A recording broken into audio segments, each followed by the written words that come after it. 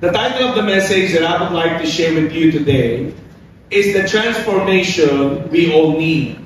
Out with the old, in with the new. Out with the old, in with the new. Alam niyo, ang napakarami pong tao ay laging gustong-gustong nanonood ng mga videos, ng mga reels, at even mga documentaries about makeover. Okay? Gustong-gusto ng tao yan, yung mga makeovers. And we love what's trending right now sa internet, yung before and after.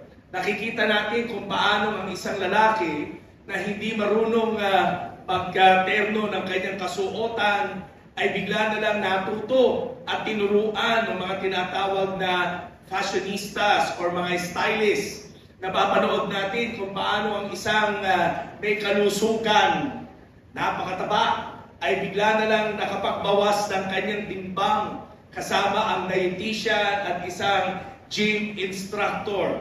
Other times naman, ang gusto natin nakikita ay yung mga house renovation. Kung paano hindi kagandahan ng bahay after a week of renovation, before and after ay napakaganda na ng kanilang tahanan. Nakikita rin natin kung paano ang isang basura had been transformed into some treasure. At we have seen so many old things that are being refurbished, as they say, upang masigit itong magmukhang bago. Alam niyo mga magulang, mga kapatid, interestingly, God has been in this business a really, really long time ago. Hanggang ngayon, ang Diyos po natin ay nandoon sa business of transformation. Pakisabi nga sa katabi, transformation. Bago dumating si Kristo, man was bound by sin. And the law of God just showed man how much they had fallen short of the law. How broken, torn apart, failing, and affected physically, spiritually, and mentally we are by our sin. Interestingly enough, where many like to embrace the old and tired, making it retro or cool, many today have tried to embrace the sinful world, making it cool and acceptable. Sa ating panahon ngayon, parang ang mundo natin ay nagtuturo na if you cannot beat them, you join them. Kapag hindi cool yung tawag sa isang kasalanan, ay palitan ito ng pangalan upang maging mas mainam at katanggap-tanggap sa mundo. When all along, God is wanting to transform our lives into something new and something beautiful. In 2 Corinthians 5:17, in the New Living Translation, ito po ang sinasabi.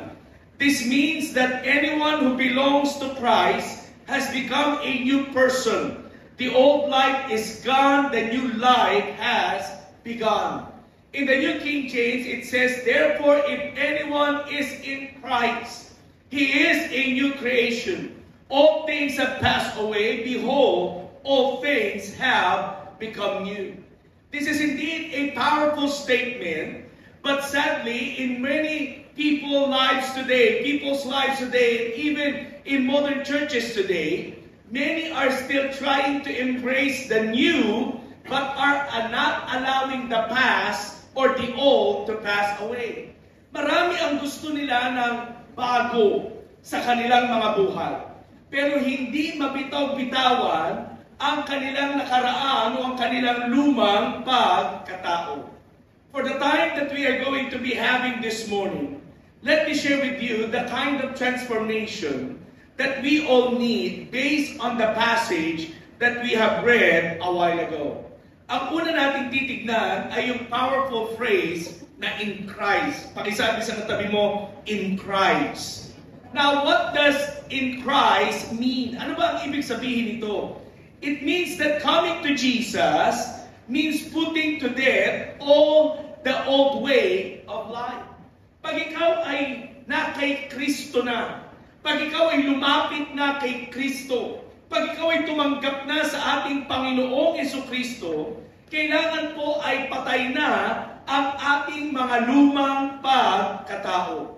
When we come to Jesus, we are not taking a fire insurance policy. Ano ibig kong sabihin dito? Pag ikaw ay lumapit kay Jesus, huwag mong isipin na nag-change ka lang ng status.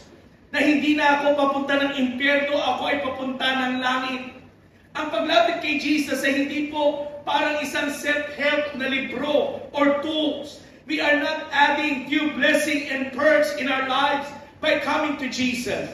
But to be in Christ is to surrender our lives to the Lordship of Jesus Christ. Ibig sabihin, pag tayo po ay lumapit sa Panginoon, isinusuko natin ang ating buhay sa Kanyang mga kamay. At hindi lamang siya tagapagligtas, kundi siya ay Panginoon. Pakisabi sa katabi mo, Jesus is Lord. Jesus is not just Savior. Jesus is not just the Messiah. Jesus is our Lord. You know, the church had stopped discussing the Lordship of Christ in our lives. Maraming tao ngayon, ayaw na natin ng salitang surrender. Ayaw natin ng salitang submission.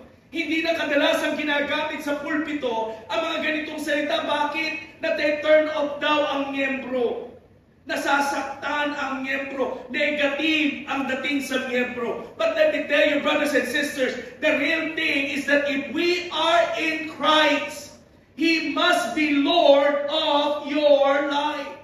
Pag ikaw ay na kay Kristo, ang ibig sabihin nito, wala nang ibang master ang buhay mo. Wala nang ibang Panginoon ang buhay natin. Wala nang ibang nasusunod sa bawat buhay at bawat araw na dumarating sa atin, kundi ang ating Panginoong Heso Kristo na lamang. And if Jesus is Lord, come on, let us give God a mighty clap of praise today. And if Jesus is Lord, the old has to pass away. Pakisabi nga sa katabi, talikuran mo na yung luma. Now in Romans 6:11, in the New Living Translation, it says, "So you also should consider yourselves to be dead to the power of sin and alive to God through Christ Jesus." And Paul also said in Philippians 3:7-8, "I once thought these things were valuable, but now I consider them worthless because of what Christ has done. Yes, everything else is worthless when compared with the infinite value of knowing Christ Jesus my Lord. For His sake, I have discarded everything else, counting it all as garbage, so that I could gain Christ." Now, ito pong mga talatang ito yung nagsasabi that grabbing hold of Christ means letting go of the world. Kung nais mong kumapit sa Panginoon, kailangan mong bitawan ang mundong ito. Pakisabi sa katabi, may kailangan kang bitawan. You know, the Bible tells us that we cannot serve two masters. It's either you will love the one or hate the one. Same goes with our walk with Christ. You cannot grab hold of Christ and grab hold of the world. When you grab hold of Christ, you need to let go of this world. Pag sinabing letting go of the world, allowing the old sinful man in all its ways to die in total surrender to the will of the Heavenly Father. Alam niyo po, ang panalangin na itinuro ni Jesus sa mga disciples, "Thy kingdom come, thy will be done," is a prayer of the disciples seeking to know Him more. Ito po'y panalangin na ikaw ay nais naming makilala ng lubusan sa aming mga buhay. The Apostle Paul made mention also the word pass away. What does it mean to pass away? It means to cease to exist, to be in the past, to no longer have effect. I wonder if many Christians today alam o kilala ang mga old things sa kanilang mga buhay. Now, brothers and sisters, salvation in Christ is not a self-improvement technique. It's not a remedy for what we want to fix. Salvation in Christ is allowing God to do what He wants to change in us. Ito po'y paghahangad na, Lord, ano man yung nais mong ayusin sa akin, ayusin mo ako. Ano man yung bagay na dapat mong alisin sa akin, alisin mo ito sa buhay ko.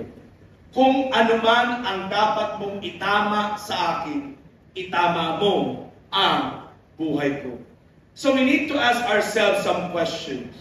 As a Christian today, am I still holding on to the old things? Hindi ko pa ba binibitawan ang mga lumang bagay sa aking buhay? Tinalikuran ko na nga ba talaga ang luma kong pagkatao? Am I still holding on to old behaviors? Am I still holding on to the old way of thinking? Am I still holding on to the old way of living? Am I still holding on to the old way of acting or the things that we do, the choices we make, the attitude we take toward what is right and what is wrong? The Bible is filled with instruction on how we can do things God's way and change how we behave. At ang tunay na naka-experience ng totoong Kristo sa kanyang buhay, ang mas yayakapin niya ay mga bago sa kanyang buhay kesa ang kanyang lumang pagkatao. Pakisabi nga sa katabi, yakapin mo yung bago. Let us embrace what is new and let go of what is past. In James chapter 1 verse 21 to 25, sinasabi po ni Santiago, get rid of all the filth and evil in your life. Talikuran na natin anumang marumi, anumang hindi tama sa ating pong mga buhay. And let us submit humbly to the hands of our God.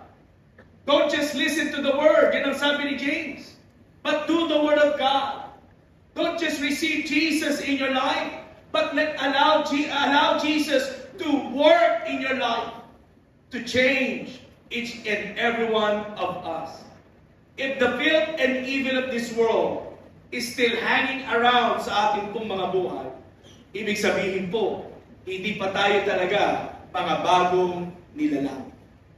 Kung hinahayaan natin na tayo ay namumuhay pa rin sa karumihan, sa kasalanan, sa kamalian, it means that we have chosen not to live a life of new creation, but to embrace still the old habits of our life.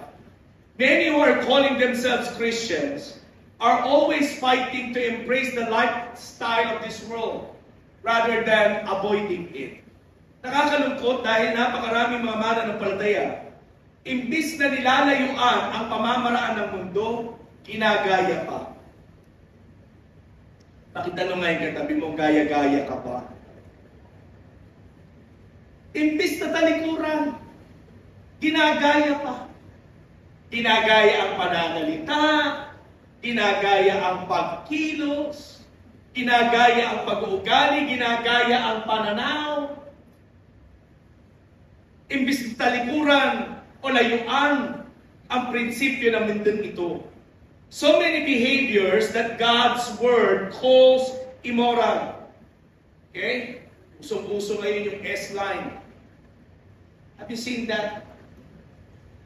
Okay. Yung S-line, yung kulang line na gano'n sa ulo na iba na nakikita lang. Ibig sabihin nun, the many acquaintances that you have and have intimacy with.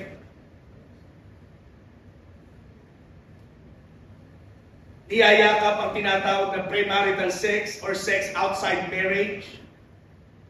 Niyayakap pa rin ang drunkenness. Pastor, paminsan-minsan lang naman. Pampaantok ba? Hindi mo namamalayan yung pampaantok mo, naging regular na. Lagi ka nang inaantok. Partying, gossiping, bitterness, idolatry are being tolerated in the circles of Christians. Jesus came to set us free from all of these things ng ating pong mga buhay. If you know the truth, the Bible says, and the truth will set you free. Maraming tao gusto natin si Jesus. Gusto natin pumunta ng langit. Ngunit ayaw naman natin magpasakop sa kalooban ng Diyos. Pakisabi nga sa katabi, hindi pwede yun. Hindi pwede gusto mo si Lord, si Jesus ay Lord. Hindi pwede ikaw ay pupunta ng langit at sasabihin mo, hindi na ako impyerno. pero ayaw natin magpasakop sa kamay at kalooban ng Diyos. That cannot be done. Nung tinanggap mo si Jesus, you have been set apart. Ikaw ay iniwalay sa mundong ito. Iba na ang buhay ng isang mananampalataya. Pakisabi sa katabi, baka nilalamig eh. Iba na ang buhay mo dapat. That's what Romans 12:1-2 says. We are living sacrifices. Na ang mga pagkatao ito, ang buhay na ito, maging ang katawang ito ay dapat na handog sa harapan ng Panginoon. God wants to transform us, not to leave us the same. Ang nais ng Diyos ay baguhin tayo. You know, we are trying to convince ourselves and others that we are going to heaven, but still we are making excuses for our old, bad, and sinful habits. Mga magulang, mga kapatid, sa umagang ito, let us allow the Word of God to be a mirror that shows us what must change in our lives and ask God for His power to help us be changed.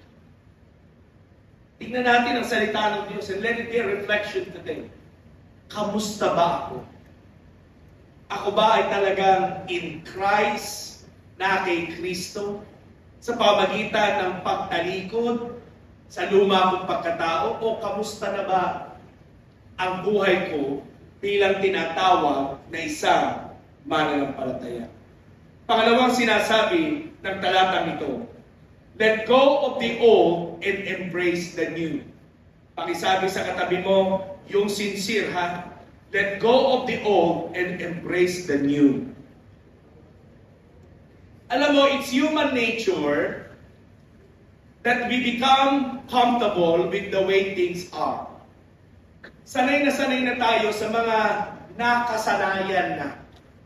At ayaw na natin na tayo ay tila baga magkaroon pa ng pagbabago. In all of those reality shows that I mentioned, people have become comfortable with their hairstyle, the clothing style, the house falling apart around them, and so much more. Over time, pag nakasanayan mo na, para bagang nakikita mong wala namang mali pag nakasanayan na. Pag nakasanayan mo na, para bagang wala namang dapat iayos. Kasi bakit? Nakasanayan na. Pag nandun tayo sa bahay natin, pag nasanay ka ng magulo ang bahay, pag nasanay na, ang tingin natin sa bahay natin, yun na yun. Kasi bakit? Nakasanayan na. Pag nakasanayan na ng mga damit ay nasa kung saan-saan, parang okay na lang. Kasi bakit? Nakasanayan na. Yung mga kabataan na narito na may mga sariling kwarto, alam nyo, kapag may mga sarili kayong kwarto, pag pumapasok ang mga magulang, parang gubat.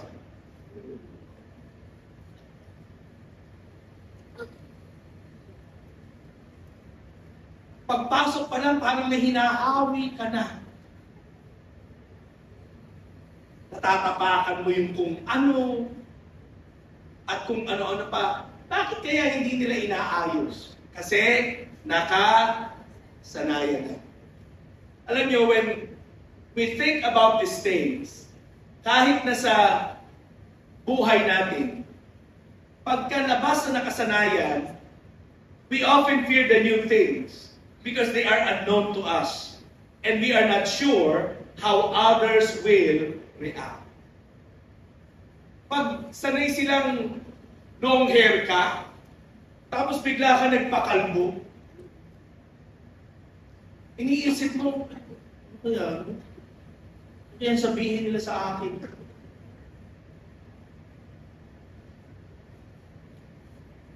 That's the reason why we fear changes or new things. The same happens with our spiritual man and how we live. We are holding on to the sinful ways because they are familiar ways. Nakasanayan ko na, pastor eh.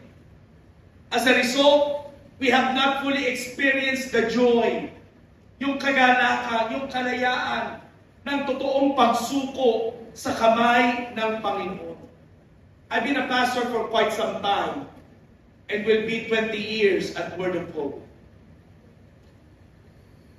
Kapag kami mga nakakausap ka and you pray for them, they accept the Word of God, ano ang kanilang kadalasang sinasabi? I should have done this years ago. Sana noon pa, ginawa ko na. The good news is this. The new is good. And God's new is good. Ang maganda at bagong bagay na gustong gawin ng Diyos sa buhay natin ay laging mainam.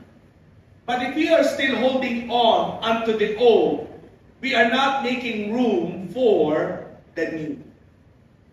Pansinin niyo po sa mga bahay natin. Pag tayo ay nagkakaroon ng general cleaning or redecoration ng bahay, laging merong dalawang opinion. Okay? Handa ka na ba? Ito yung laging dalawang opinion. Pag gustong alisin yung table, anong sasabihin ng isa? Ibenta na natin to, kaya ipamigay na natin. Anong sasabihin ng isa? Wag! Sayang. Wag! Sayang. Ang tagal na sa atin yan eh. May sentimental value. Pagka aalisin yung tokador, papalitan ng bago, kahit nagiba-giba na yung itsura ng cabinet, pagpapalitan, anong sasabihin? Nung isa talaga, palitan na natin, bumili tayong bago.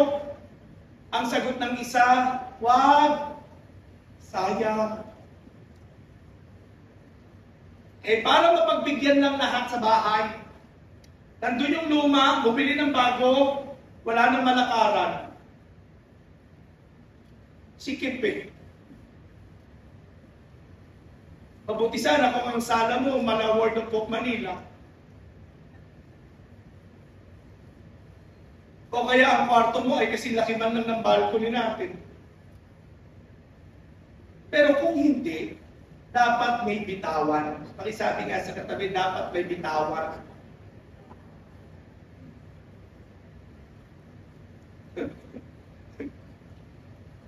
Kahit na sa mga cabinet natin, sa mga wardrobe na wardrobe. O kaya kung meron kang walk-in closet, pansinin mo, ang daming damit. May dalawa rin opinion dyan. Ipamimigay ko na ba o hindi? Pagkasabay mo ang asawa mong naglilinis, sigurado may dalawang opinion. Lalo na pag-asawa mong gumalaw ng cabinet mo, may dalawang opinion. Ang pamigay na natin ito. Ay wag, baka magkasya pa. Gets mo? Baka magkasya pa, wag.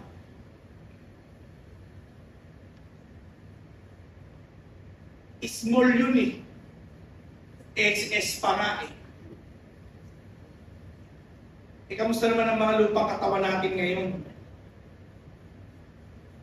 Baka hanggang kunin tayo ni Lord, di na tayo makabalik dun.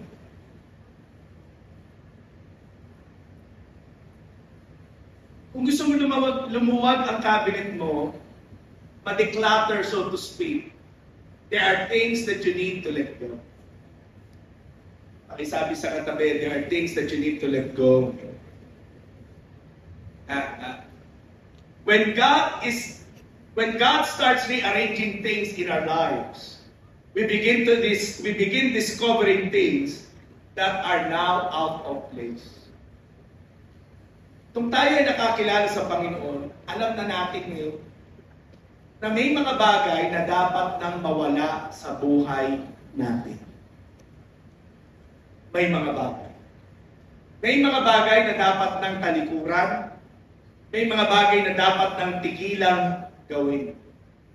When God began to rearrange our lives, there are certain things that are out of place that must be let go or that must be gone sa ating pong mga buhay. Let me just share with you this passage. If you have time, you can read this. In 1 John 2:16, in Romans 8:5, in Galatians 5:17, in Galatians 5:24, Romans 13, Romans 8, and Galatians 6:8. Ano ang tema ng mga aklat na ito o ng mga liham na ito? Ang sinasabi po ni Apostol Pablo, we need to crucify the old. Let it pass away so we can embrace the new that Christ has for us. If we are in Christ, we are choosing to put the old man to death and to hold on to the things that God would want to accomplish in our lives. Dapat patay na ang ating lumang pagkatao. Pakisabi sa katabi, dapat patay na ang lumang pagkatao. Alam niyo, minsan may inatinan akong conference.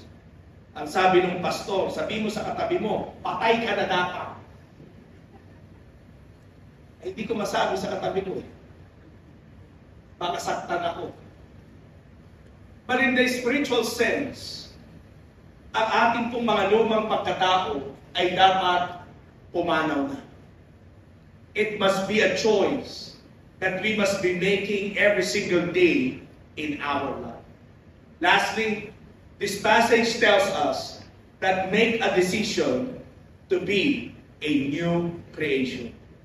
Kung nais mo isang maging bagong nilalang, yan po ay isang pagpapasya.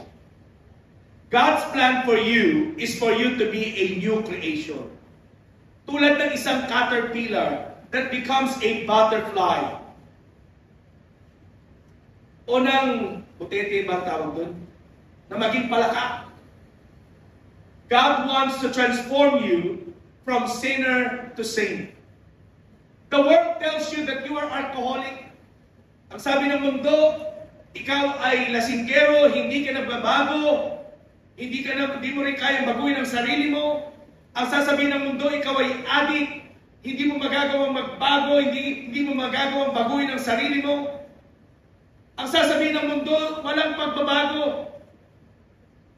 No matter how hard you try, there will be no changes in your life.